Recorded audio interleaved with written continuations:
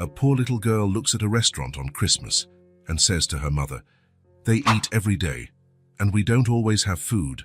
Will that ever change?" A young billionaire hears her and does something unbelievable. Nate adjusted the knot on his tie for the third time as he walked down the sidewalk. The golden late afternoon light hit the windows of the restaurant in front of him, reflecting the city that never stopped. Another night, another dinner alone.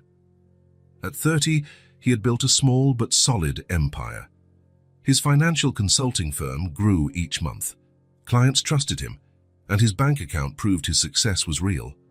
But success, he discovered, had a bitter taste when savored alone. The Italian restaurant was his Thursday refuge, a table for one, always the same one in the corner, where he could watch families dining together without seeming intrusive. The waiter already knew his order: mushroom risotto, a glass of red wine, and loneliness served as a side dish. Nate stopped in front of the glass door, took a deep breath, and was about to enter when he heard a small, clear voice cutting through the street noise. "They eat every day, and we don't always have food to eat." He turned. About 15 feet away, a little girl of maybe 5 was sitting on a low wall, swinging her little legs as she looked through the restaurant window. Beside her, a young woman held a worn-out tote bag. "Do you think this will ever change?" The child's voice carried a pure curiosity, without a hint of bitterness, as if she were asking when it would stop raining. Nate felt a strange pang in his chest, a twinge he couldn't explain. The woman, who must have been her mother, ran a hand through the girl's brown hair with a tenderness that spoke louder than any words. "It will, Emmy. One day, it will. Emmy." The name echoed in Nate's mind as he watched the scene. The girl wore a light blue dress that must have been pretty once, but was now faded and had a small tear at the hem. Her white sneakers had holes on the sides, yet she smiled as she pointed at the people walking by. "Look, Mommy, that man has a suit just like in the cartoons." The mother followed her daughter's gaze, and her eyes met Nate's. He saw the immediate embarrassment on her face, a woman who couldn't be older than 25, with delicate features that hunger hadn't yet managed to completely erase. "Sorry," she murmured, getting up quickly. "Emmy, let's go." "But why?" The girl jumped off the wall. "He seems nice." Nate stood motionless, watching their interaction. There was something about that family that captivated him. Maybe it was the contrast. Him with his $1,000 suit, about to have dinner alone in an expensive restaurant, and them, visibly struggling, yet radiating a warmth he hadn't felt in years. The mother took Emmy's hand, ready to leave, but the girl pulled away and walked up to Nate. "Are you going to have dinner in there?" she asked, pointing to the restaurant. "Emmy?" The mother approached, clearly mortified. "I'm sorry, sir, she's very curious." Nate knelt to be at the girl's eye level. "I am. What about you? Have you had dinner yet?" "Not yet," Emmy answered honestly. "Hey, but Mommy said we're going to eat at home." The look the mother gave her daughter was loaded with meaning. Nate got the message. There was no home, and probably no dinner either. "You know," he said, still looking at Emmy, "I was going to have dinner by myself. Would you like to keep me company?" The silence that followed was heavy. The mother opened her mouth to refuse. He could see the no forming on her lips, but Emmy jumped with joy. "Can we, Mommy, please?" "No, we can't bother the gentleman." Her voice was low but firm. "It's no bother." Nate stood up, looking directly at her. "My name is Nate, and honestly, I'd love the company." A silent battle played out on the woman's face. Pride versus need, dignity versus hunger. Nate saw the exact moment when need won. "Amber," she said finally, extending her hand. "And this is Emmy. It's a pleasure to meet you both." The inside of the restaurant was exactly as Nate remembered. Soft lights, low instrumental music, tables with white tablecloths and lit candles. The smell of garlic and basil hung in the air, but this time, as the waiter escorted them to the table, everything felt different. "Table for 3, the waiter asked, surprised. Nate always dined alone. "Yes, please." Emmy was fascinated by everything.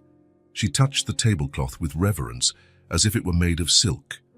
When the waiter lit the candle in the center of the table, she clapped her hands. "It's just like in the movies," she exclaimed. Amber remained tense, sitting on the edge of her chair as if ready to flee at any moment. Nate noticed how she observed every detail of the room, memorizing it, perhaps saving this moment to revisit later. "What would you like to eat?" Nate asked, handing them the menus. Emmy browsed hers seriously, furrowing her brow in concentration. "There's a lot of stuff I don't know what it is. How about I order a few options and you can try them?" "That would be perfect," Amber said softly. Nate ordered a varied selection: pasta with tomato sauce for Emmy, mushroom risotto to share, a fresh salad, and garlic bread.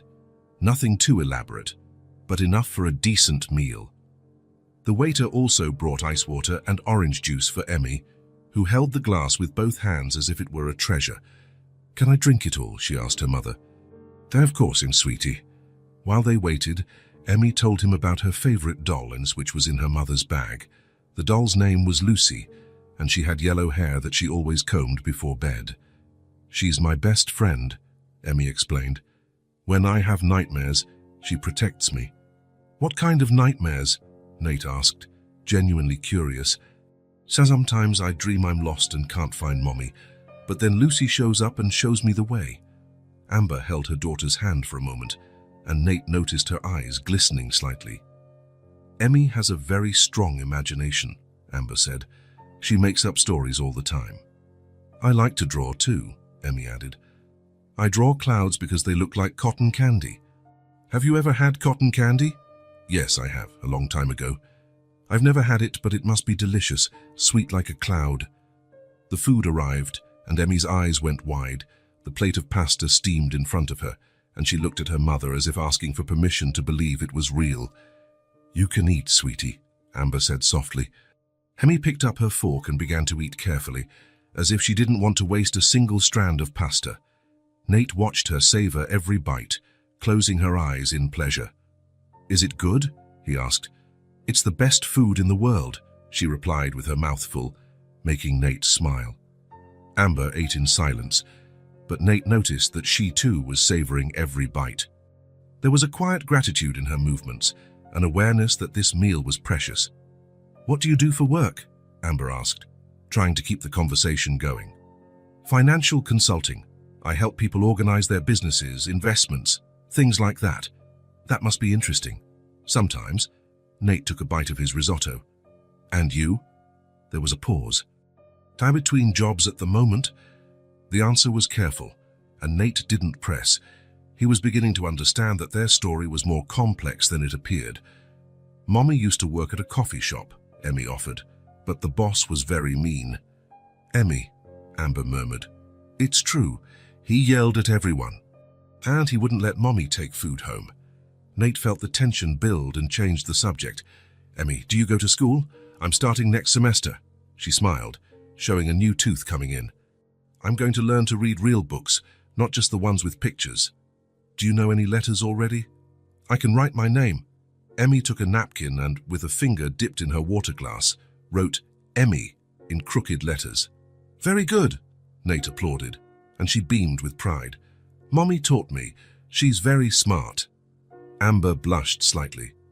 "Emmy exaggerates." "No, I don't. You know a lot of things. You know how to make delicious food. You know how to tell stories. You know how to make different voices when you read to me." "You read to her?" Nate asked, impressed. "Sometimes we get books from the library. Emmy loves stories." "What's your favorite?" Nate asked the little girl. "The one about the ugly duckling," Emmy answered immediately, "because in the end he finds out he's beautiful, just like Mommy always tells me." The conversation flowed naturally as the evening went on. Emmy talked about the cats she saw in the park, about how she liked to watch people on the street and invent stories for them. Amber, though still reserved, began to relax slightly. "That lady always wears colorful dresses," Emmy said, pointing to a woman at the next table. "I bet she has a closet full of rainbows." "Do you have any family?" Amber asked during a pause. "No. My parents died when I was young, never married, never had kids." The answer came out rawer than he intended. "I'm sorry," she murmured. "It's okay, I'm used to it." But as he spoke, watching Emmy play with the napkins, Nate realized that maybe he wasn't as used to it as he thought. "It must be lonely," Amber said softly. Sometimes, Nate took a sip of wine, but you learn to deal with it with, I work a lot. Keep my mind busy. Work isn't the same as family, Emmy said, surprising both adults with her observation. You're right, Nate agreed. It's not the same thing. The dinner came to an end faster than he would have liked. Emmy had finished all her pasta and even tried a little of every dish on the table. Her cheeks were flushed, and she seemed more alive than when they had arrived. Can I take some bread? She asked, looking at the still full basket. Of course, Nate said, wrapping some bread in napkins. Take as many as you want. Thank you, Amber said as Nate paid the bill. This was very kind. It was my pleasure. Truly. They left the restaurant together. The night was cool, and the city lights created an almost magical atmosphere. Emmy held her mother's hand and looked up at Nate. Are you married? She asked suddenly. Emmy, Amber chided. No, I'm not, Nate answered, amused by the girl's curiosity. Why, never found the right person, I guess, Emmy thought for a moment. Maybe you haven't been looking in the right places. The 5-year-old's unexpected wisdom left Nate speechless for a moment. You might be right, he said finally. They walked a few yards in silence until they reached the corner where they needed to part ways. Emmy let go of her mother's hand and approached Nate. Will we see you again? She asked with the kind of frankness only children possess. Nate looked at Amber, searching for a sign. She averted her gaze but didn't say no. He felt something stir inside him, a hesitation he couldn't explain. Maybe, he replied, and saw a shadow of disappointment cross Emmy's face. To maybe is almost a no, she said, showing a perception that surprised him. No, it's not, Nate knelt beside her. Maybe means I'd really like to, but I don't know if it will be possible. Why? Because sometimes life is complicated. Emmy studied him for a moment, then smiled. Okay. Maybe is better than never. They said their goodbyes there on the sidewalk. Nate watched as Amber and Emmy walked down the street, the little girl's silhouette bouncing beside her mother. When they turned the corner and disappeared, he stood there for a long moment. Something had changed that night. He couldn't define exactly what, but he felt as if a door had opened inside him, a door that had been locked for so long he had forgotten it existed. Nate walked to his car, but before getting in, he looked one more time in the direction they had gone. The maybe he had given Emmy echoed in his mind. Part of him wished he had been more definitive, more encouraging. For the first time in years, loneliness didn't feel like a choice. It felt like a waste. As he drove home, Nate couldn't stop thinking about Emmy's question, will this ever change? And her observation, maybe is better than never. Maybe, he thought, she was right. Maybe was the first step toward a change he didn't even know he was waiting for. What he couldn't imagine was that, on the other side of town, a 5-year-old girl was falling asleep clutching her doll Lucy, whispering a prayer. Please, make the kind man appear again. Mommy needs friends too. And sometimes, just sometimes, children's prayers have a special power to turn into reality. The key turned in the lock with the same sound as always, but when Nate pushed the door to his home open, something was different. The apartment greeted him with its usual silence, the low hum of the refrigerator, the ticking of the clock on the wall, the almost imperceptible whisper of the air conditioning. Sounds that were once just background noise now seemed amplified, heavy. He dropped his keys on the marble entryway table and looked around. Everything was exactly as he had left it that morning. The expensive furniture in its precise places, the clean and organized surfaces, the panoramic view of the city through the 23rd floor windows. It was a home any design magazine would love to photograph, and it was completely empty. Nate loosened his tie as he walked to the kitchen.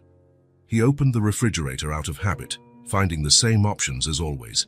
Imported mineral water, Greek yogurt, some leftover Chinese food he had ordered 3 days ago.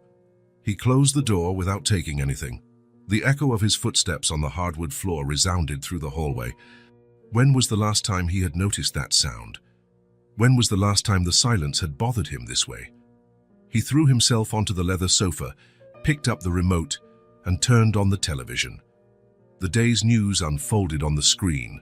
Politics, economics, sports, but the words seemed distant, unimportant. He changed the channel. An action movie. Changed it again. A sitcom with a laugh track that sounded forced in the quiet room. He turned off the TV. The silence returned, heavier now. Nate closed his eyes and, unintentionally, found himself remembering Emmy's laugh when she found out she could choose anything from the menu. The way her eyes lit up when he said the garlic bread was all hers. The way Amber smiled, really smiled, when Emmy told the story of the doll Lucy for the third time. There was noise at that restaurant table, not just the voices, but something more. Life, movement, purpose. Nate got up and walked to the window. Down below, the city was bustling. Cars passed, people walked on the sidewalks, lights turned on in apartments and offices. Life was happening everywhere, and he was watching it all from a distance, protected by double-paned glass and 23 floors of separation. Maybe, he murmured to himself, remembering the answer he had given Emmy. Maybe what? That they would see each other again. That he had the courage to break the bubble he had built around his own life. That a 5-year-old girl and her mother could make a difference in the carefully controlled existence he had assembled. The phone rang, interrupting his thoughts. The caller ID showed the name of an important client. Nate watched the phone ring 2, 3, 4 times before it went to voicemail. For the first time in years, he didn't answer a work call. He went back to the sofa but couldn't sit still. He got up, went to the kitchen, opened the refrigerator again, closed it, walked to his office, looked at the pile of documents on his desk, turned back. What was happening to him? He took a long shower, hoping the hot water would wash away this strange restlessness. It didn't work. He lay in the king-size bed, wrapped in Egyptian cotton sheets that cost more than many people earned in a month. The mattress was perfect, the room temperature was ideal, but sleep wouldn't come. He stared at the ceiling, remembering the conversation at the restaurant, Emmy asking if he had family. Amber eating slowly, savoring each bite as if it were her last. The way the girl held the juice glass with both hands, treating it like a treasure.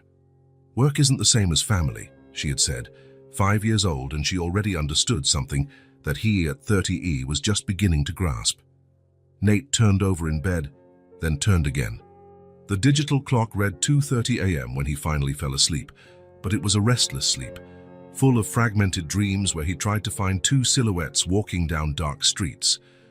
The alarm went off at 7 in the morning, as always. Nate got up, went through his automatic morning routine, shower, coffee, news on his phone, a carefully chosen suit. But when he got to the office, he couldn't concentrate. Sitting in front of the computer, looking at investment spreadsheets and financial reports, his mind wandered. Where were Emmy and Amber right now? Did they have a place to stay? Did they get breakfast? Mr. Nate. The voice of his assistant brought him back to the present. Your 10 o'clock meeting is here. Meeting? He looked at the calendar on his computer. Meeting with the Petersons about their retirement plan. An important account. Of course. Send them in. The meeting passed in a blur. Nate said the right words, made the appropriate recommendations, closed the deal. But part of him was somewhere else, at a table in an Italian restaurant, listening to a child tell stories about clouds that looked like cotton candy. Lunch came and went. Nate ate a sandwich at his desk, paying no attention to the taste. He took calls, answered emails, reviewed contracts, viewed. Everything was running perfectly in the well-oiled machine that was his professional life. But at 3 in the afternoon, he couldn't take it anymore. I'm leaving early today, he told his assistant, grabbing his jacket. But sir, you have the presentation for the... Reschedule it. He was almost at the door. Reschedule everything. On the street, Nate walked without a clear direction. His feet automatically led him toward the Italian restaurant, but he stopped before he got there. What was he doing? What did he expect to find? Still, he kept walking. He passed the restaurant, looked through the window. A few tables were occupied, waiters serving a late lunch, but no sign of Amber and Emmy. Of course not. Why would they be there? He continued down the sidewalk, observing every face, every figure that passed. A woman with a small child made his heart race for a moment, but as he got closer, he saw it wasn't them. Nate walked for over an hour, circling blocks in ever-widening rings around the restaurant. He checked the small park Emmy had mentioned, where she saw the orange cat. He scanned the bus stops, the public benches, the small shops. Nothing. He stopped at a corner, feeling ridiculous. What exactly was he doing? Searching for two people in a city of millions. People he had known for a few hours. People who probably weren't even thinking about him, but even feeling foolish, he couldn't stop. He went into a coffee shop near the park and ordered a coffee he didn't want, just to have an excuse to sit by the window and watch the street. Maybe they would pass by, maybe. The coffee grew cold on the table as he watched every person who passed on the sidewalk. Families, couples, people alone like him, but no 5-year-old girl in a faded blue dress and sneakers with holes. At 5 in the afternoon, Nate finally gave up and went home. The apartment greeted him with the same silence as always, but now he knew why it bothered him so much. For the first time in his life, he had tasted something different. Not romance, not passion. It was something simpler and more complicated at the same time. It was the feeling of mattering to someone, of making a difference in someone else's life, of not being completely alone in the world. And now that he knew what it felt like, the silence truly hurt. Nate poured himself a glass of whiskey and sat on the balcony, looking at the city lights. Somewhere down there, Emmy was probably getting ready for bed. Amber might be telling her a story, making different voices like the girl had mentioned. They were living their lives, probably not even remembering the man in the suit who had paid for their dinner the night before. But he couldn't stop thinking about them. Maybe, he said again to the night air, but this time the word sounded different, less like an evasion, more like a promise he was making to himself. Tomorrow he would go out and look again, and the day after, if necessary. Because some things, the things that really matter, are worth searching for, even when you don't know exactly where to find them. On the third day of his search, Nate had almost given up. He had walked the same streets, visited the same places, looked at the same faces. His assistant had already called 3 times asking where he was, and his meeting schedule was piling up like an avalanche he would eventually have to face. But something pulled him back to those streets, a force he couldn't explain, as if a part of him knew he had to keep looking. It was mid-afternoon when he turned the familiar corner, passing the Italian restaurant once more. His steps had already memorized the path, 30 yards to the first intersection, left onto the street with the small shops, right at the park where Emmy said she saw the orange cat. And it was there, on a bench near the park, that he saw them. Amber was sitting with Emmy beside her, and between them was a small piece of bread they were carefully sharing. It wasn't a meal. It was survival. Every crumb being used, every little piece being savored as if it were a banquet. Nate stopped where he was, watching the scene. Emmy was wearing the same blue dress from 2 days ago, now with a new stain on the sleeve. Amber's hair was in a messy ponytail, and even from a distance he could see the exhaustion in her shoulders. They were talking quietly, and he could hear snippets of the conversation on the wind. "Just one more piece, Mommy. You're hungrier than I am. No, sweetie, you need to eat to grow strong. But you need to be strong to take care of me, too." The maturity in Emmy's voice made something tighten in Nate's chest. A 5-year-old child shouldn't have to worry if her mother was eating enough. He approached slowly, not wanting to startle them. Emmy was the first to see him. Her eyes lit up instantly, and she jumped off the bench. "It's him, Mommy! It's the kind man!" Emmy ran to Nate with her arms open, and he knelt to receive her. The little girl's hug was warm and desperate, as if she had been saving all that joy just for him. "I knew you'd come back," she said, pulling away slightly to look him in the face. "I told Mommy that a maybe was almost a yes." Amber approached more slowly, clearly embarrassed. Nate could see the shame in her eyes. Being found sharing crumbs of bread on a public bench was not exactly how she wanted to be seen. "Hello," she said softly, trying to smooth her hair with her hands. "Hello," Nate replied, standing up but keeping a hand on Emmy's shoulder. "How are you two?" "We're fine," Amber answered quickly. "Just resting a bit." The lie hung in the air between them. Nate looked at the piece of bread on the bench, at their wrinkled clothes, at the small bags that apparently held everything they owned. "Are you sleeping on the street?" he asked gently. The silence that followed was deafening. Emmy looked at her mother, then at Nate, then back at her mother. Amber opened her mouth as if to deny it, but the words wouldn't come out. "Sometimes," she finally admitted, her voice almost a whisper. "There's an abandoned house nearby," Emmy added, pointing in a vague direction. "Sometimes we sleep there. It has a roof that doesn't leak much." Nate felt something break inside him. Not anger, not pity, something deeper. A recognition that the world was terribly wrong when a child like Emmy had to worry about leaky roofs. "Come with me," he said, holding out his hand. "I have a safe place." Amber took a half step back. "No, we can't. We don't." "Please," Nate interrupted softly. "Not as charity. As friends. You would be my guests." "But we barely know you," Amber protested, though her voice sounded less convincing than her words. "And I don't know you," Nate agreed. "But sometimes you just know when something is right." Emmy held Nate's hand with one of hers and her mother's with the other. "It's like when you know it's going to rain before the clouds get dark," she said seriously. "You just feel it." Amber looked at her daughter, then at Nate.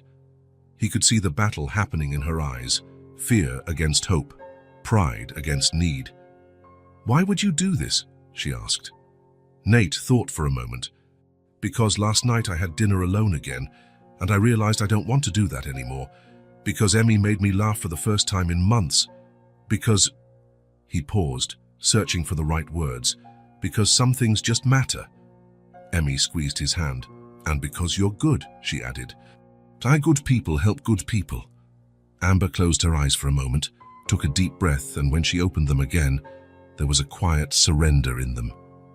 "Okay," she whispered, "but just for one night." "One night," Nate agreed, though they both knew they were lying. The walk to Nate's apartment was punctuated by light conversation and comfortable silences. Emmy held his hand and pointed out interesting things she saw: a dog with very big ears, a shop window full of colorful shoes, a building so tall she had to crane her neck to see the top. "Do you live in a building like that?" she asked. "Something like it," Nate replied. "So I bet you can see the whole world from your window." When they arrived at Nate's building, Emmy was speechless. The doorman greeted them politely, but Nate noticed the curious glance he gave Amber and Emmy. Two people clearly out of place in this environment of marble and crystal chandeliers. In the elevator, Emmy asked if she could press the button. When Nate said 23rd floor, she was impressed. "That's almost in the sky." "Sometimes it feels like it," Nate murmured, and Amber looked at him with curiosity. When the elevator doors opened directly into Nate's apartment, Emmy let out a low "wow." Amber remained silent, but he could see her eyes taking in everything: the expensive furniture, the impeccable decor, the spectacular view of the city. "It's very beautiful," she said politely. "It's very big," Emmy added, dropping her bag and running to the window. "Look, Mommy!" "You can see everything." Nate watched their reaction, seeing his home through the eyes of people who didn't have one. Suddenly, everything seemed excessive. The dining table for 12 that never had guests, the living room with sofas that were rarely used, the empty bedrooms that only served to collect dust. "You must be tired," he said. "Let me show you where you can stay." He led them down the hall, opening the door to the first guest room. It was spacious and well decorated, with a queen-size bed and its own ensuite bathroom. "Emmy can stay here," he explained, then opened the door next to it. "And this one can be yours, Amber." The rooms were impeccable but devoid of personality. Nate had never noticed that before. "They're beautiful," Amber said, but he noticed how she automatically checked the locks on the doors, the escape routes, the instincts of someone who had learned to be cautious. "You must want to take a shower, rest a bit," Nate suggested. "I'm going to run out quickly to buy a few things you might need." "You don't have to," Amber began. "I want to," he interrupted her gently. At the nearest department store, Nate found himself in unfamiliar territory: children's clothes, women's pajamas, toiletries, things he had never needed to buy. He wandered the aisles, picking up items almost at random. For Emmy, pajamas with animal prints, a few colorful t-shirts, a new dress, sneakers in the right size, a small toothbrush with cartoons on it, and, on impulse, a teddy bear. For Amber, basic but good quality clothes, toiletries, comfortable slippers. He hesitated in the lingerie section, feeling like an intruder, but grabbed a few basic things. When he returned to the apartment, he found Emmy in the living room still looking out the window. Amber was beside her, and they both looked small in comparison to the space. "I bought a few things," Nate announced, setting down the bags. Emmy ran to him, curious. When she saw the teddy bear, her eyes widened. "For me, for you." She held the teddy bear as if it were made of gold. "He's perfect. How did you know I wanted a teddy bear?" "A gut feeling," Nate smiled. Amber approached the bags, touching the clothes with reverence. "This is too much, Nate. I can't accept." "Yes, you can," he said firmly. "And you will." There was a moment of tension, then Amber nodded slowly. "Thank you," she murmured. "Why don't you take a shower first?" Nate suggested. "Emmy and I can organize her things." After Amber disappeared into the bathroom, Nate helped Emmy try on the new clothes. She paraded around the living room in each outfit, twirling so he could see. "Kat, is this dress prettier than my blue one?" she asked, comparing. "They're both pretty," Nate replied, "but what's important is how you feel in them." "I feel like a princess," she confessed, twirling again. When it was Emmy's turn to shower, she took so long that Nate started to worry. Amber knocked on the bathroom door. "Emmy, is everything okay?" "I'm playing with the bubbles," came the excited reply. "There are so many." Amber smiled, the first genuine smile Nate had seen from her.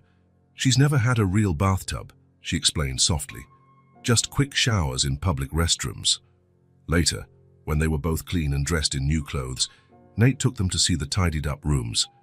He had put out fluffy towels, extra pillows, soft blankets.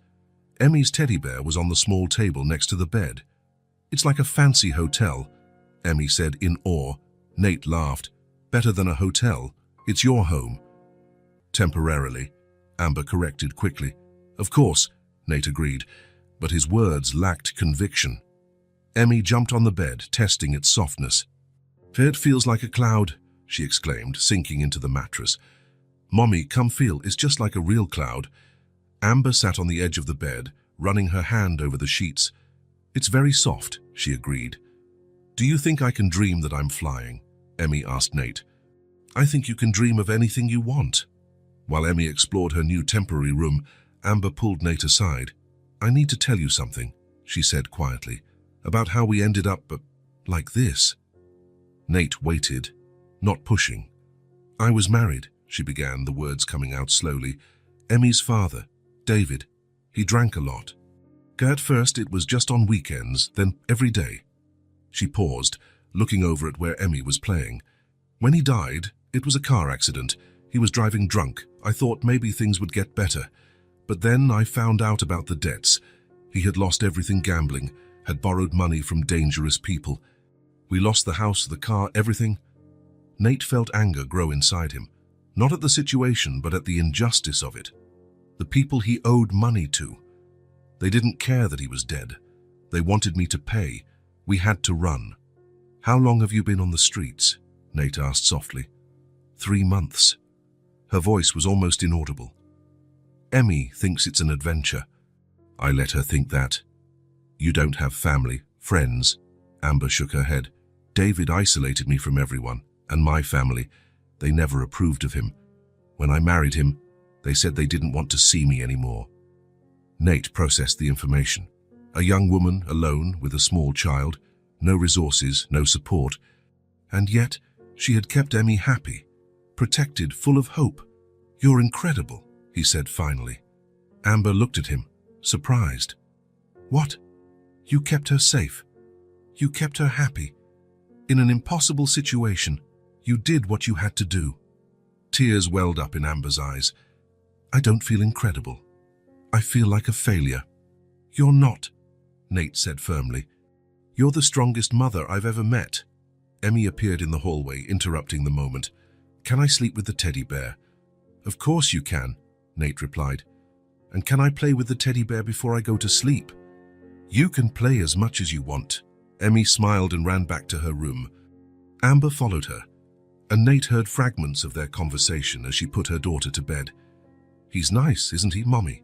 "Yes, he is, sweetie. I think he was lonely like us." But now, nobody's lonely. Later, when Emmy finally fell asleep holding her new teddy bear, Nate stood in the living room looking out the window. Amber joined him, both in contemplative silence. "Thank you," she said eventually, "for everything. You don't have to thank me." "Yes, I do. You don't know what this means." Nate looked around his apartment. For the first time in years, he didn't feel alone within those walls. There was life there now. Laughter echoing in the halls, voices chatting, the presence of people who cared about each other. "Actually," he said softly, "I think I'm the one who should be thanking you." For the first time, Nate felt that his home was different, not just occupied, but truly alive. And when he finally went to sleep that night, it was to the sound of Emmy whispering a story to her new teddy bear in the next room. It was the most beautiful sound he had ever heard. The next morning, Nate woke up to a sound he hadn't heard in a long time, laughter echoing through the house. Emmy was in the hallway, chatting excitedly with her teddy bear as if it could answer back. "Good morning, Mr. Bear. Today we're going to explore the whole castle." Nate smiled, putting on his robe. Castle. That's how she saw his apartment. When he reached the living room, he found Emmy on the balcony, pointing at the buildings below. "Look, Uncle Nate. In the daytime, you can see even farther." Uncle Nate.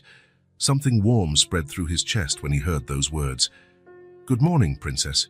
Did you sleep well on your cloud?" "Better than a real princess." Emmy skipped over to him. "Mommy said you were very kind to let us stay. You can stay as long as you want." Amber appeared from the kitchen, wearing one of the t-shirts he had bought. She looked rested for the first time since he'd met her. "Good morning," she said shyly. "I hope you don't mind, but I made coffee." "Of course I don't mind." Nate took a deep breath. There was a lovely smell coming from the kitchen. "In fact, thank you." After breakfast, simple scrambled eggs that tasted like a feast, Nate had an idea. "Emmy, you said you like to draw, right?" "I love to draw, but I don't have any paper. How about we go buy some things for you to draw with?" Emmy's eyes lit up like fireworks. Really and truly. At the art supply store, Emmy stood frozen in front of the colored pencil section. There were boxes with 12 colors, 24, 48, some even with 64 different colors. "How many can I choose?" she asked, whispering as if she were in a church. "As many as you want. Really. Emmy chose the box of 48 colors, holding it as if it were made of diamonds. Nate also grabbed several notebooks, some with blank pages, others with lines, one with thicker paper, especially for drawing. "And pens, and markers, and crayons?" Emmy asked, pointing to each item with ever-widening eyes. "Everything," Nate laughed. "Get whatever you want." On the way back home, Emmy couldn't stop talking about what she was going to draw first. "I'm going to draw our family, and the pretty house, and the orange cat from the park, and clouds, lots of clouds." "Our family?" Nate repeated, curious. "Of course, you, me, and Mommy. We're a family now, aren't we?" Amber looked at him over Emmy's head, an unreadable expression on her face. Nate felt something tighten in his chest, not discomfort, but an emotion he couldn't name. "Yes, we are," he replied, and saw Emmy's smile light up the entire car. Arriving home, Emmy immediately settled at the living room table with her new treasures. Nate and Amber watched as she meticulously organized each pencil by color, then by shade. "First, I need to plan," she explained seriously. "Mommy always says it's important to have a plan." The first drawing was of the view from the window, buildings represented by colorful rectangles, a blue sky with fluffy white clouds, and small dots representing people on the streets. "This is our castle," she said, pointing to a taller building she had colored yellow. "And these are all the people who live in the city. I bet some of them are lonely too, just like we were." The girl's simple observation made Nate pause. How many people in that city were looking out their windows, wishing they had someone to share their meals with? "Well, can I hang this on the fridge?" Emmy asked when she finished. "Of course, in fact, you can hang your drawings anywhere you want." and she took that literally. In the following days, Emmy's drawings began to appear all over the house. On the refrigerator, a drawing of the family, 3 stick figures holding hands under a smiling sun. On the hallway wall, a drawing of the orange cat from the park, so chubby it looked like a furball. In Nate's office, a drawing of him at the computer, but with a much bigger smile than he usually had. "Why did you draw me smiling so much?" he asked, looking at the paper. "Because that's how you look when you're with us," Emmy answered simply. Every morning, Nate would wake up and find new drawings. Emmy was a tireless little artist. She drew what she saw, what she felt, what she dreamed. Clouds that looked like animals, flowers that had faces, houses with hearts in the windows. But it was on one specific morning that something changed completely. Nate came downstairs for breakfast and stopped halfway down the stairs. There was a smell in the air he hadn't smelled in years. It wasn't just food, it was the smell of home. Bacon frying, fresh coffee, something baking in the oven. In the kitchen, he found Amber with her hair in a ponytail, wearing a makeshift apron made from a dish towel.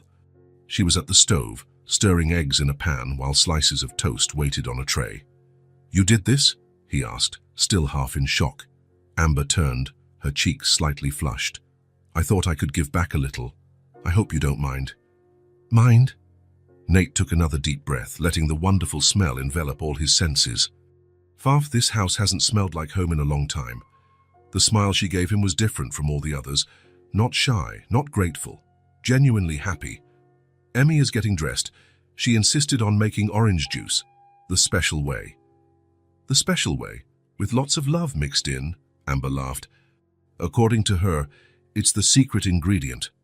When they sat down to eat, Nate realized how many small details made a difference. The sound of silverware touching the plates, the noise of the kettle on the stove, Emmy telling a story about a dream she'd had with unicorns that made cupcakes. It was simple food, scrambled eggs, toast, orange juice, but it touched him in a way that dinners at expensive restaurants never could. "Is it good?" Amber asked, watching him eat. "It's perfect," Nate replied, and it was true. From that day on, Amber started cooking regularly. Not every day, she still hesitated, as if unsure if she was welcome, but often enough for the house to start having different routines. Breakfast at 8, when everyone was ready. Emmy always woke up first and ran to show the drawing she had finished the night before. Amber would make coffee while Nate checked emails, but now he did it at the kitchen table, participating in the morning conversations. "Uncle Nate, did you know that clouds are made of tiny little droplets?" Emmy asked one morning while drawing another of her famous clouds. "I didn't know that. How did you find that out?" "Mommy told me." "She knows a lot of things." Nate looked at Amber, who was making toast. "Where did you learn so much?" "I was studying to be a teacher," she replied softly. Before everything changed." "You can still be one," Nate said. "Maybe one day." But there was hope in her voice now, something that hadn't been there when they first met. Meals became special moments. Emmy always had stories to tell, about the drawings she had made, about the dreams from the night before, about the people she saw on the street and the lives she imagined for them. "That lady who wears colorful dresses probably has a garden full of flowers," she would say. "And the man who always reads the newspaper on the bench must have a cat that likes to sit on his lap." Nate began to contribute his own stories. He talked about his childhood, about the parents he had lost early, about how he had built his company. Amber shared memories from when she was a child, funny stories about Emmy as a baby. "She was always an artist," Amber recounted. "When she was 2, she drew on the living room wall with a crayon. I was mad at the time, but then I realized it was a beautiful sunset." "Do you still have the drawing?" Emmy asked, excited. Amber's face fell. "It was in our old house. We lost everything when—" "It's okay," Emmy interrupted and climbing onto her mother's lap. "Now I can make new drawings, even better ones." It was in these moments that Nate realized how much they had changed his life. The house had sounds now, laughter, conversations, music that Amber played softly while she cooked. Emmy would hum as she drew, making up songs about the colors she was using. Blue like the sky, green like the grass, yellow like the sun that loves us. One afternoon, while Emmy was drawing on the coffee table and Amber was reading a book Nate had lent her, he allowed himself to observe the scene. The golden late afternoon light streamed through the windows, illuminating Emmy's brown hair as she concentrated on the paper. Amber was curled up on the sofa, completely absorbed in her reading. It was a simple domestic scene, but to Nate, it seemed miraculous. "I've always imagined what it would be like to have kids," he said suddenly, the words tumbling out before he could think about them. Amber looked up from her book. Emmy stopped drawing. "But I never had someone who wanted to stay," he continued, looking at his own hands. The silence that followed wasn't uncomfortable.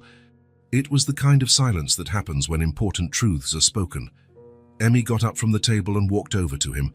Without a word, she rested her head on his shoulder. Nate felt his heart clench, not with sadness, but with something much more powerful. "We want to stay," Emmy murmured against his shoulder. "Don't we, Mommy?" Amber slowly closed her book. Her eyes were shining. "Yes, we do." There, in that simple moment, Emmy leaning on his shoulder, Amber looking at him with that affectionate expression, colorful drawings scattered on the table, the smell of dinner being prepared in the kitchen, Nate felt something being born inside him. It wasn't romantic passion, although there was something growing between him and Amber. It wasn't just friendship, although they were friends. It was something bigger, stronger, more permanent. It was family. "Then stay," he said simply. "Forever?" Emmy asked, lifting her head to look at him. Nate looked at Amber, searching for any sign of hesitation. He found only hope. "Forever," he confirmed. Emmy jumped with joy and ran to get her colored pencils. "I'm going to draw our new family, with giant hearts all around." While she drew, Nate and Amber sat in silence, processing what had just happened. There was no marriage proposal, no dramatic declarations, but there was a promise being made, a commitment being undertaken. "Are you sure?" Amber asked softly. "I've never been more sure of anything in my life, even without really knowing us." "I know what matters," Nate replied. "I know the incredible mother you are. I know the special child Emmy is. I know how I feel when I wake up and hear laughter in the house." Emmy ran back with her new drawing.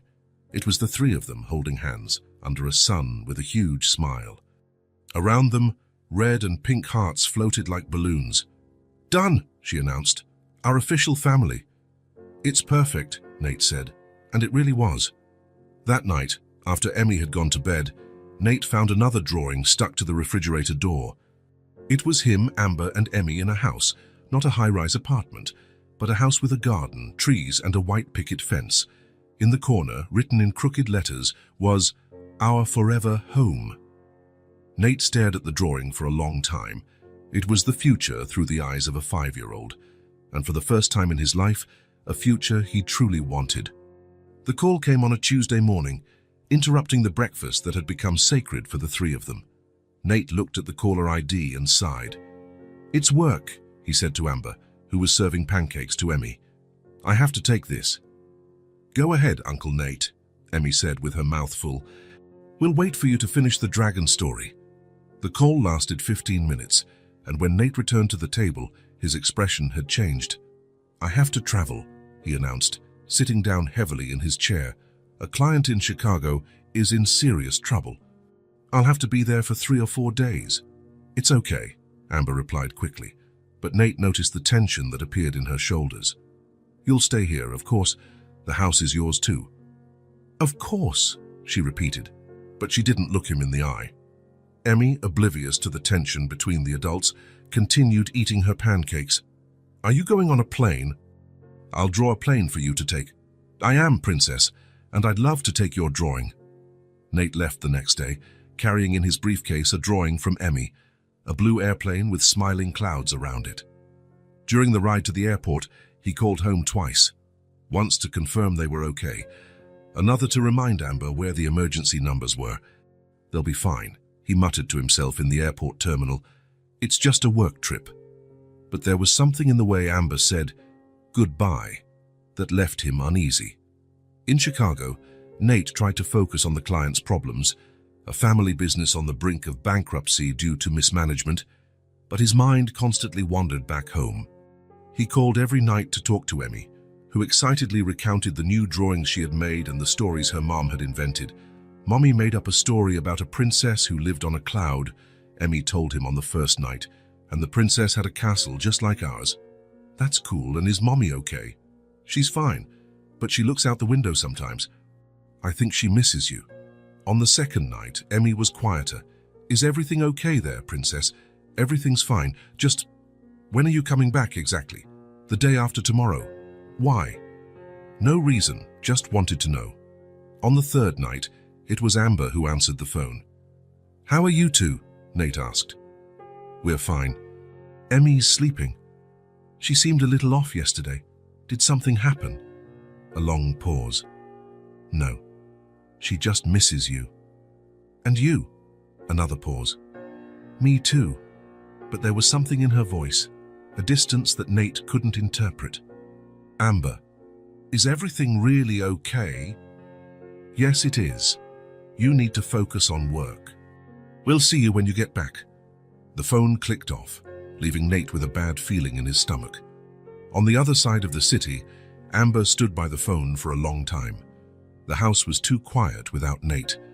During the day, she could keep herself busy, cooking, cleaning, playing with Emmy.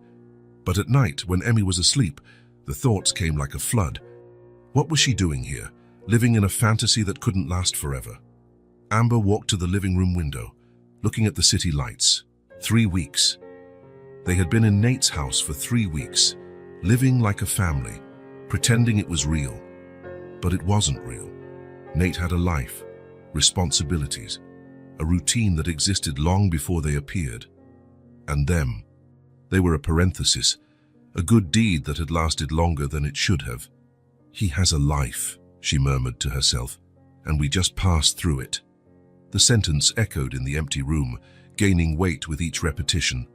Nate would come back from Chicago and realize he had committed to responsibilities he hadn't chosen. A woman with financial problems and a child that wasn't his. He would get tired of the domestic routine, the drawings on the walls, the constant noise. Amber had seen it before. David had been affectionate at the beginning too. Before the drinks, before the debts, before she became a burden. She couldn't let it happen again. Not with Nate. He had been too kind to deserve the weight of her problems. The next day, Amber woke up with a decision made. Emmy, she called softly, sitting on her daughter's bed. We need to talk. Good morning, Mommy. I dreamed that Uncle Nate came back and brought ice cream for everyone. What a beautiful dream, sweetie. But, Mommy was thinking, maybe it's time for us to go. Emmy sat up in bed immediately. Go, but why? Don't we like it here anymore? We love it here, but Uncle Nate has his own life and we can't stay forever. But he said we could stay. He promised. Amber felt her heart ache. Sometimes people say things they can't keep, not because they're bad, but because it's complicated. I don't understand. Tears began to well up in Emmy's eyes. I like it here. I like Uncle Nate. Why do we have to go? Because sometimes it's better to leave before people get tired of us. Emmy was silent for a moment, processing. Then she asked, with a wisdom that broke Amber's heart, Did Daddy David get tired of us? Amber pulled her daughter into a hug. No, sweetie. Daddy David was sick. It was different.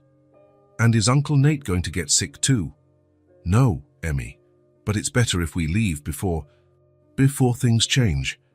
It took 2 hours to convince Emmy, and Amber had to lie several times, saying they had found a new house, that it would be a new adventure, that they could visit Nate sometimes. Necessary lies to break her own daughter's heart. Amber quickly packed their few belongings before she lost her nerve. The clothes Nate had bought, some of Emmy's drawings, the teddy bear. She left behind most of the drawings that decorated the house. They belonged to that place, to those moments. On the kitchen table, where they had breakfast every morning, she left a note. Nate, thank you for everything. It was more than I ever dreamed of. You gave us a home when we needed it most, and that's a gift we'll never forget. But it's time for us to go. You have a beautiful life ahead of you, and we don't want to get in the way of that. Emmy will miss you. I will too. But she understands that sometimes people need to go their separate ways. Take care. You deserve all the happiness in the world. Amber and Emmy. Amber reread the note 3 times before she could leave it on the table. Every word was a lie disguised as protection. "Are we ready, Mommy?" Emmy asked from the doorway, carrying her small backpack and the teddy bear. "We are. Can I leave a drawing for Uncle Nate?" Amber nodded, not trusting her own voice. Emmy ran to the fridge and pulled off one of the drawings, the one of the family holding hands under the smiling sun. She wrote something on the back with a red-colored pencil. "Done," she said, placing the paper next to the note. They left the apartment without looking back. In the elevator, Emmy asked, "Will we come back one day?" "Maybe," Amber lied one more time. 2 hours later, Nate landed at the city airport, eager to get home. The meeting had ended earlier than expected, and he had managed to catch an earlier flight. In the taxi, he called home. No one answered. "They must be at the park," he muttered to himself. But when the key turned in the lock and the door opened, Nate knew immediately that something was wrong. The silence. It was the same silence as before. The silence he had forgotten how heavy it was. No laughter echoing through the hallways. No soft music coming from the kitchen. No sound of colored pencils falling on the floor.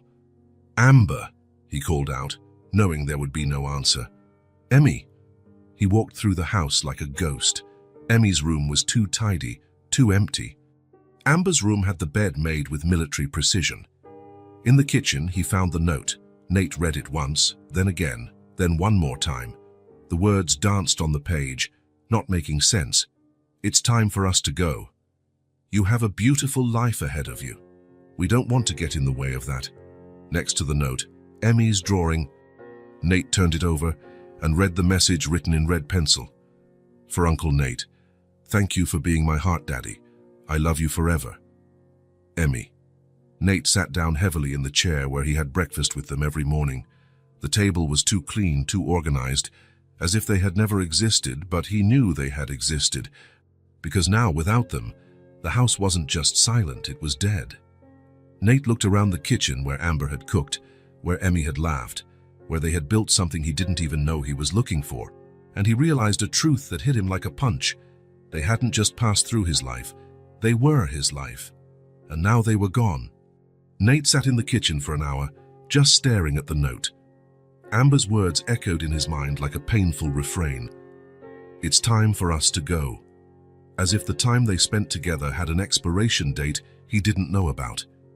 He reread Emmy's message on the back of the drawing until he had memorized every crooked letter. "Thank you for being my heart daddy. Heart daddy." Nate stood up abruptly, knocking over the chair. He couldn't let it end like this, not when he had finally found something that made sense.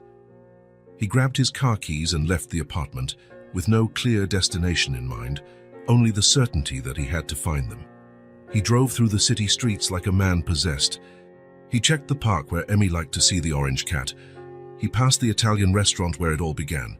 He searched every public bench, every bus stop, every place where 2 homeless people might be. Nothing. The afternoon turned into evening, and Nate began to feel desperation growing in his chest. What if they had left the city? What if they had gone too far for him to find? It was when he stopped at a traffic light near the Italian restaurant that he had an idea. The place where it all started. If Amber chose a place to stay, it would be there, where they had met, where Emmy had asked that question that changed everything. Will this ever change? Nate parked and walked slowly down the sidewalk. The night was cool, and the street was busier than the first time he saw them there. People coming home from work, couples having dinner, life happening all around. And then he saw them, sitting on the same low wall where Emmy had been swinging her legs that first night. Amber had her arm around her daughter, and both were looking at the street traffic with a sadness that broke Nate's heart. Emmy was the first to see him. Her eyes went wide, and for a moment she was still, as if she couldn't believe what she was seeing. "Uncle Nate," she whispered. Then she jumped off the wall and ran to him, throwing herself into his arms with such force that she almost knocked him over. "You came for us," she cried, clinging to his neck as if she would never let go. "I knew you would come. I told Mommy you would come." Nate held her tightly, feeling tears burn his eyes. "Of course I came. Of course I came, Princess." Amber approached slowly, her face a mixture of relief and shame. Nate. I can explain. You don't have to explain, he said, still holding Emmy. I understand. No, you don't understand. The words tumbled out. We can't stay. You have a life. Responsibilities. You can't take on the problems of strangers just because strangers, Nate interrupted her, finally putting Emmy down but keeping a hand on her shoulder. You think you're strangers to me? Amber looked away. We are. You've known us for a few weeks. That's not enough to what? To care. To feel like my life only makes sense when I wake up and hear Emmy singing in the hallway. To discover that home-cooked food tastes like family. Nate, let me finish. He stepped closer. When I got home today and found that note, do you know what I felt? Emmy looked at him with full attention as if every word was important. I didn't feel relief to have my life back. I felt like my life was over. Amber closed her eyes, as if his words were too painful to hear. You wrote that I have a beautiful life ahead of me, but you don't understand. You are my beautiful life. You are what I was looking for without knowing I was looking. But we're a burden, Amber whispered. You'll get tired of... I don't want you to pass through my life, Nate said firmly, looking directly into her eyes. I want you to stay. Emmy squeezed his hand tightly. Forever. Forever. He knelt beside her. Emmy is my daughter in my heart. You don't need papers or documents for it to be real. Emmy smiled through her tears. And I love you like you're my real daddy. Nate stood up and looked at Amber, who was crying silently. And you... He paused, searching for the right words. You are the home I've been waiting for. The silence that followed was different from all the others, not empty but full of possibilities. I'm scared, Amber admitted softly. Scared of messing it all up. Scared you'll realize we're too much. Scared Emmy will get attached and then what? Then I'll change my mind. Nate gently took her hands. Amber, look at me. She lifted her eyes, and he saw all the fear there. Not just fear of the present, but fear carried from the past. Of broken promises, of people who left, of shattered hopes. I'm not David, he said simply. Amber sobbed, because that was exactly what she needed to hear. I'm not going to get tired of you. I'm not going to wake up one day and decide you're inconvenient. You aren't guests in my life. You are my life. But what if... There is no what if. Nate wiped the tears from her face with his thumb. There is only kamwenye. When Emmy starts school. When she loses her first tooth. When you decide if you want to go back to school. When we build enough memories to fill a lifetime. Emmy jumped between them, hugging them both. Does this mean we're going home? This means we're a family, Nate replied. For real, Emmy asked. For real family? The realest there is. Amber finally smiled through her tears. Are you sure? Because after we say yes, we're not leaving again. You'll have to put up with drawings on the fridge forever. And stories at dinner time, Emmy added. And music in the kitchen in the morning, Amber continued. And someone always asking if you've eaten properly, Emmy laughed. And arguments about which movie to watch on the weekend, Amber said. And fights about bedtime, Emmy grimaced. Nate laughed, the sound echoing down the street. I want all of it. Every drawing, every story, every silly argument. I want it all.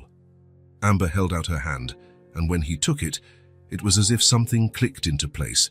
Not dramatic, not explosive, but right, like a key finding its lock. Then let's go home, she said. Home, Nate agreed. They walked to the car together, Emmy swinging between them, held by both their hands. Their bags felt light now, not because they carried little, but because they knew they had a place to put everything. Uncle Nate? Emmy asked when they were in the car. Yes, Princess. Can I draw our new family when we get home?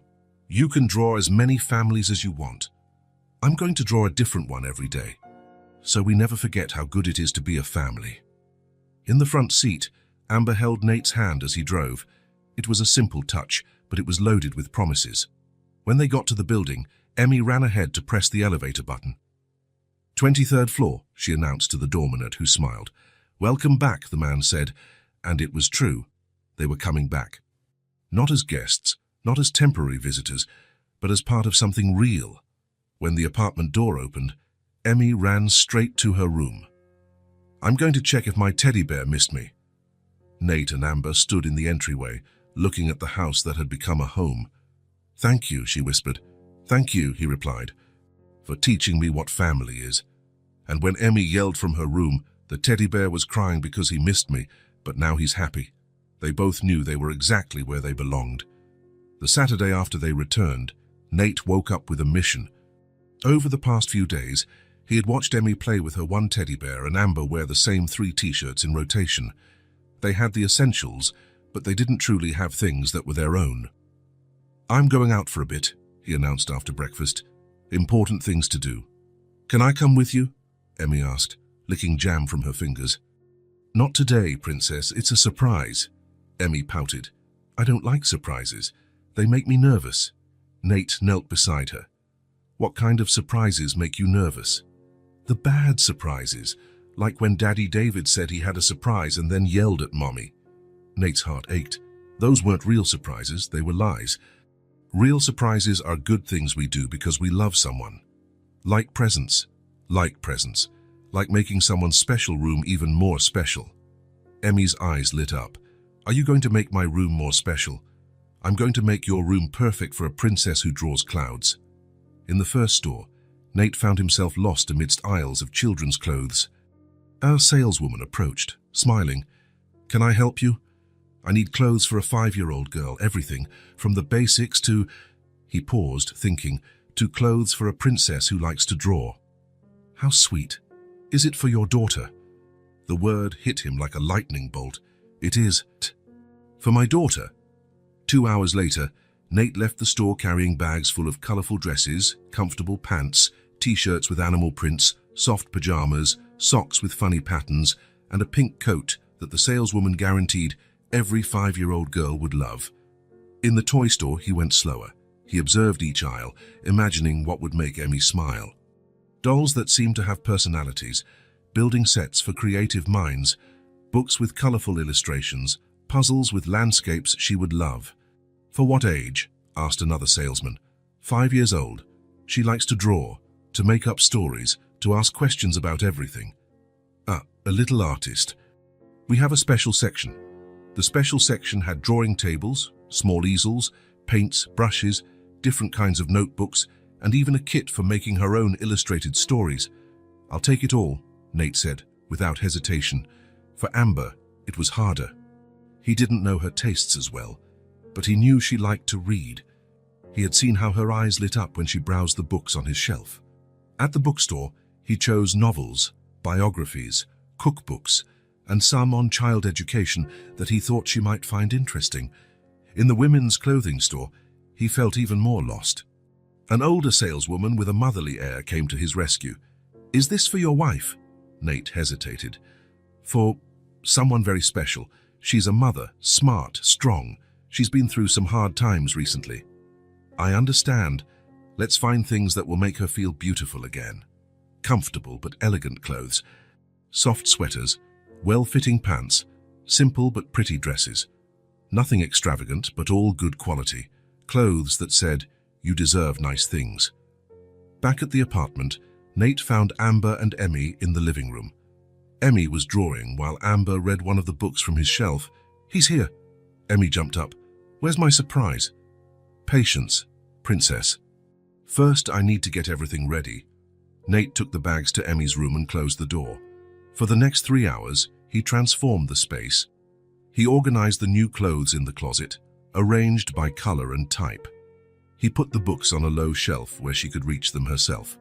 He assembled the drawing table near the window, where the natural light was best. He had also bought a soft rug with cloud patterns, curtains that let the light in gently, and some colorful pillows for the floor. On the wall, he hung a corkboard where she could put her favorite drawings. When he finished, the room no longer looked like a guest room. It looked like the room of a beloved child.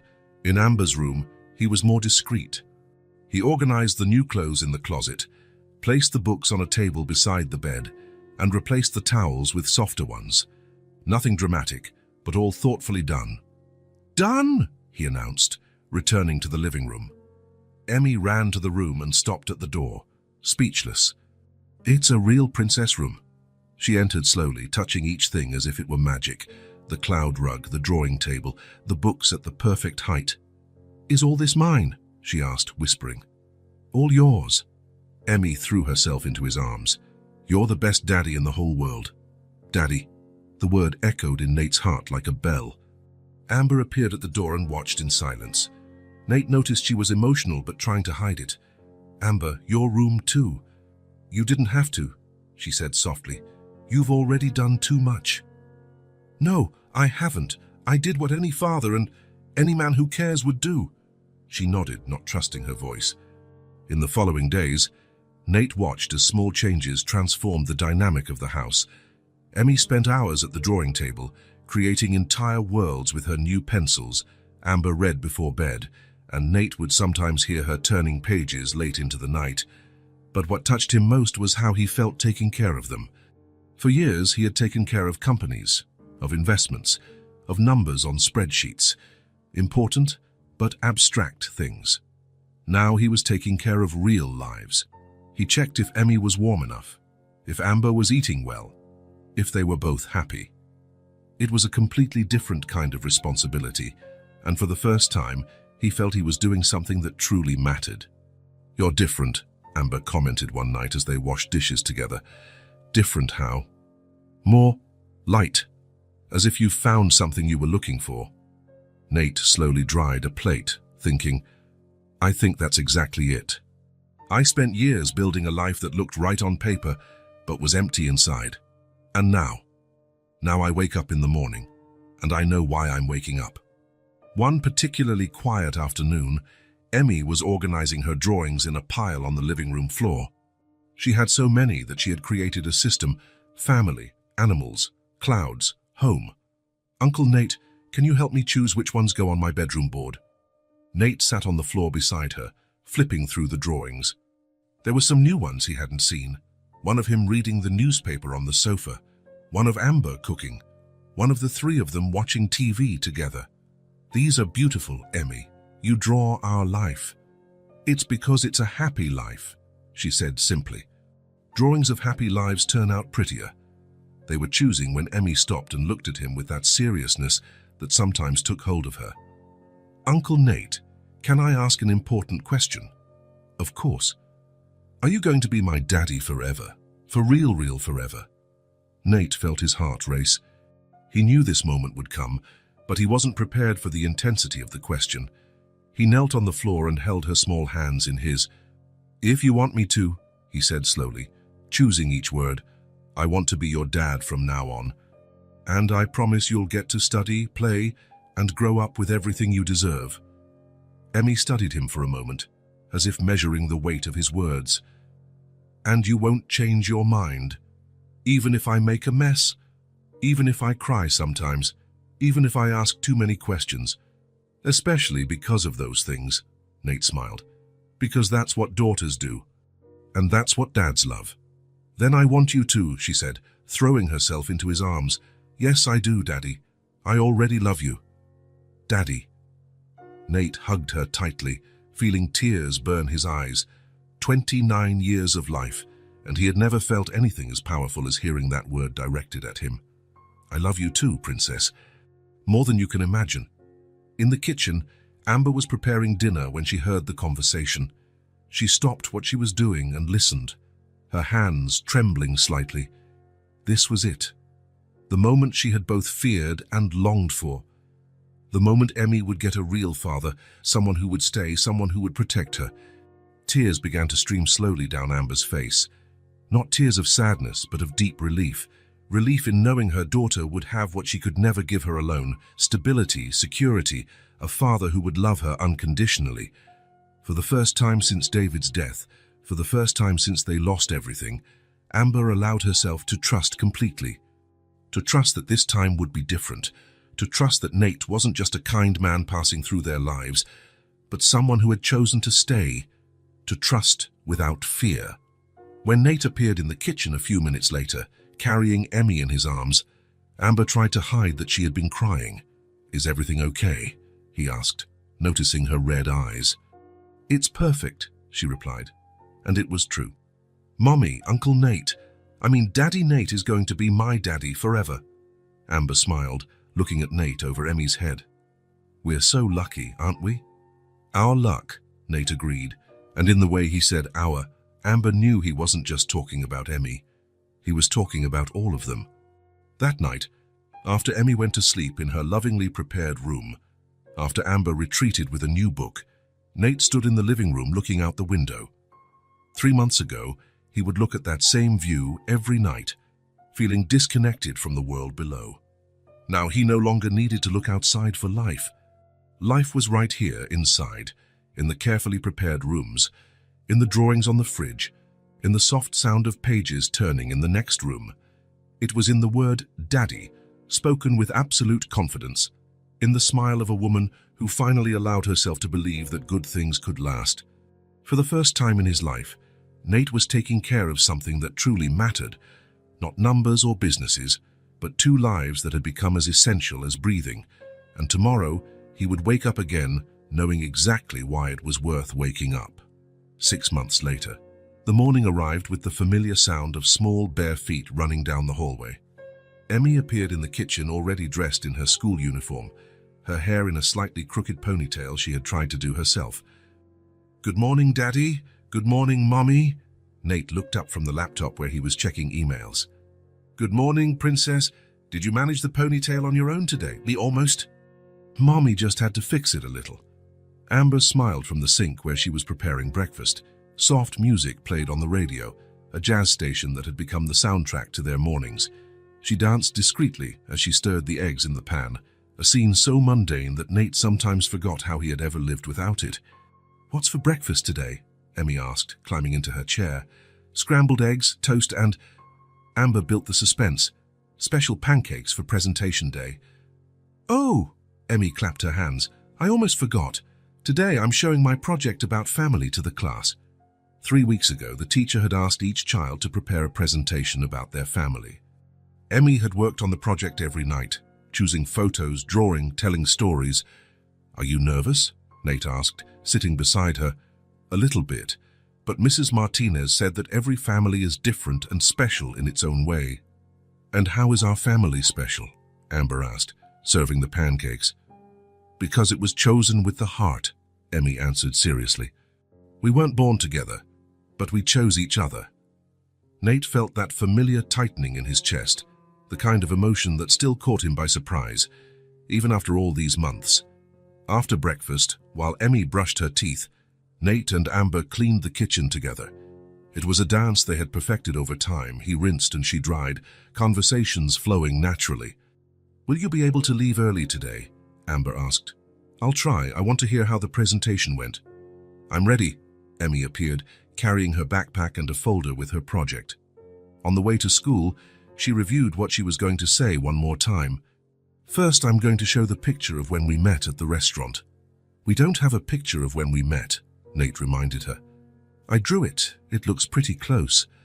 Then I'll tell them how you invited us to dinner, how Mommy cooks the best food in the world, and how you became my dad because you wanted to. Because I wanted to, Nate repeated softly, liking the sound of the words. At school, Emmy said goodbye with loud kisses and ran into her classroom. Through the window, Nate saw her excitedly showing her project to her classmates. Yeah, she's happy, Amber observed. She is, and you? I'm happy in a way I didn't even know existed. At 3 in the afternoon, Nate managed to leave the office early. In recent months, he had reorganized his schedule to spend more time at home. He discovered that being more efficient at work meant having more energy for the things that really mattered. When he got home, he found Emmy at the living room table doing her homework.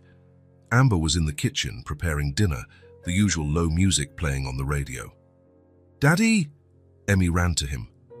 Want to know how my presentation went? I want to know everything. It was a success. The teacher said it was one of the most creative in the class. I told them you're a dad who chose with his heart. You really said that? I did, and I cried a little bit from happiness at the end. During dinner, Emmy recounted every detail of the presentation, how her classmates asked questions, how the teacher praised her drawing, how proud she felt talking about them. Tommy said our family is cool because you chose me on purpose. It wasn't an accident. It definitely wasn't an accident, Nate agreed. It was the opposite of an accident. It was destiny, Amber suggested. It was love, Emmy concluded simply. After dinner, while Emmy was taking a bath, Nate and Amber sat on the living room sofa. On the coffee table was a new picture frame that Amber had bought, a photo of the three of them taken at the park the previous weekend. Under the photo, Emmy had taped one of her drawings with the phrase written in colorful letters, "Now we are a family." "When did you buy this?" Nate asked, picking up the picture frame. "Today, after the presentation. I thought it was time to make it official. Official. Our story. Our family. Everything we've built." Amber snuggled up beside him. "We don't need a ceremony or documents. We just needed this certainty." Nate looked at the photo. They were smiling. Not the posed smile of formal photos, but the natural smile of genuinely happy people. Emmy was in the middle, with her arms around both of them. It looked like a family that had grown up together for years. Emmy appeared in the hallway in her pajamas, hair wet and teddy bear under her arm. "Can I watch TV with you guys for a little bit?" "Of course, princess." She squeezed between them on the sofa automatically and naturally. Nate put an arm around her. Amber did the same on the other side. The TV was on a silly sitcom, but none of them were paying much attention. "You know what Mrs. Martinez told me today?" Emmy commented during the commercials. "What?" "That some families start with babies, others start with choices, and that both are equally real." "She's right," Amber said. "And you know what else she said? Tell us." "That love is when you want to take care of someone forever, and they want to take care of you too." The room fell silent for a moment, but it wasn't the empty silence Nate knew from before. It was the comfortable silence of people who knew exactly where they belonged. "Daddy," Emmy whispered, starting to get sleepy. "Yes, thank you for choosing us. Thank you for letting me choose you." Later, after Emmy had gone to bed, Nate and Amber sat in the living room looking at the picture frame. The house was quiet, but not empty. It was the kind of quiet that comes after a day full of life, of laughter, of small, important moments. "Sometimes it still feels surreal," Amber confessed. "Like I'm going to wake up and find out it was all a very good dream." "It wasn't a dream," Nate pulled her closer. "It was the realest thing that's ever happened to me." She nodded, resting her head on his shoulder. "Emmy was right today. Now we are a family." "We always were," he replied, "ever since that first night at the restaurant. It just took us a while to realize it." There was no fanfare in that moment, no dramatic declarations or solemn promises, just two adults and a child who had found each other at the exact moment they needed each other most. In the picture frame, three people smiled. In the drawing underneath, simple words declared a profound truth: "Now we are a family." And in the silent living room of that 23rd floor apartment, where once only loneliness had lived, now lived something much more powerful. Love had found a home, and it had the quiet certainty that it would stay forever. If this story touched your heart, subscribe to the channel and turn on notifications so you don't miss the next ones. Leave a like, because it helps this story get recommended to more people. See you in the next story.